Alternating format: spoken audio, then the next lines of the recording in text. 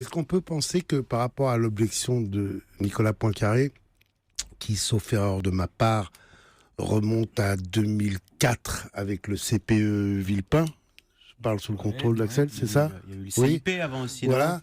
Est-ce qu'on peut dire qu'il est possible qu'en 12 ans, les esprits aient changé dans ce pays et que donc ce qui s'est produit à l'époque, qui d'ailleurs est assez extravagant, parce que le gros des manifestants dans la rue, ce sont des gens qui sont dans des études longues, qui les conduisent au chômage, et pas ceux qui pourraient trouver du travail, que ça a changé, qu'aujourd'hui est possible ce qu'il n'était pas à l'époque. Alors, je suis tout à fait d'accord avec vous. C'est une excellente observation. Je dirais oui et non. Oui, ça a changé. Oui, les Français sont beaucoup plus lucides qu'on ne le croit. Mais il y a une condition absolument indispensable à remplir qui n'est pas remplie aujourd'hui et qui pose un problème, c'est qu'il faut qu'il y ait totale exemplarité des dirigeants. Les gens vous disent, ils savent qu'on n'est pas bien, la France. Les Français ne sont pas idiots, ils le voient très bien, ils voient ce qui se passe.